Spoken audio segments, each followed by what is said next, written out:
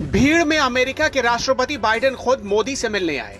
America के राष्ट्रपति Biden ने मोदी को बोला, you are looking dashing. France के राष्ट्रपति इमैनुअल मैक्रो ने कहा, माय फ्रेंड मोदी दुनिया के बेस्ट नेता हैं।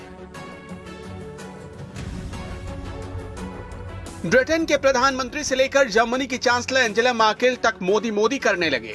रोम के रोम में सिर्फ मोदी और मोदी ही छाए रहे। G20 समिट पे हुआ कुछ ऐसा कि सबको मोदी से मिलने की जल्दी थी। हर सुपर पावर मुल्क का नेता मोदी से मिलने पहुंच रहा था। दुनिया के दिग्गज मोदी के स्टाइल और उनके बॉडी लैंग्वेज के कायल हो गए थे। सबसे पहले बाइडेन को देखिए। बाइडेन मोदी के कंधे पर हाथ डालकर चल रहे थे। ये तस्वीर हिंदुस्तान में मोदी और बाइडेन के संबंध को लेकर अफवाह उड़ाने वालों के लिए एक करारा जवाब है। मोदी ने बाइडेन से मुलाकात की तो उनकी स्टाइल में बात की, जोश भरने वाले साइन के साथ।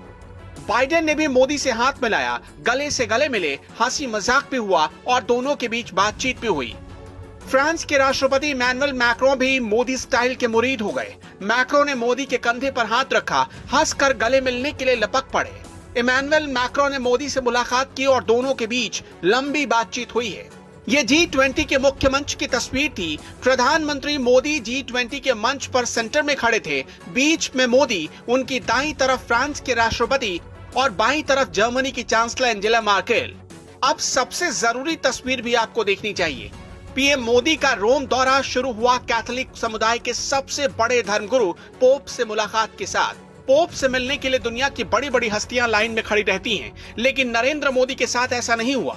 मुलाकात का शेड्यूल सिर्फ 20 मिनट का था, पर जब पोप मोदी से मिलने आए तो मुलाकात 1 घंटे 12 मिनट की हो गई।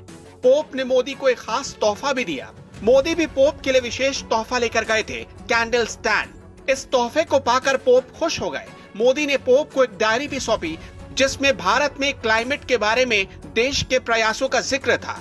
एक एक नेता से मिलने का अंदाज, नेताओं का मोदी तक पहुंचने की बेताबी, G20 के फ्रेम के सेंटर में मोदी को जगह मिलना, ये सब कुछ बता रहा था कि दुनिया में उनकी कितनी पॉपुलैरिटी है। पीएम मोदी जब बोलते हैं तो दुनिया ठहर कर उन्हें सुनने को मजबूर हो जाती है। मोदी जब सुझाव देते हैं तो दुनिया उस पर अमल करती है। और जब मोदी ने G20 के मंच से बोला तो दुनिया के सुपर पावर मुल्क तालियां बजाने को मजबूर हो गए। एंजेला मार्केल और मोदी को लेकर भारत में तरह तरह की बातें बनाई जाती हैं। कहा जाता है मार्केल मोदी को पसंद नहीं करती, लेकिन G20 के मंच से मार्केल कैसे खुद मोदी से बात करने के लिए आ रही थी, तस्वीरें इसकी गवाही दे रही हैं।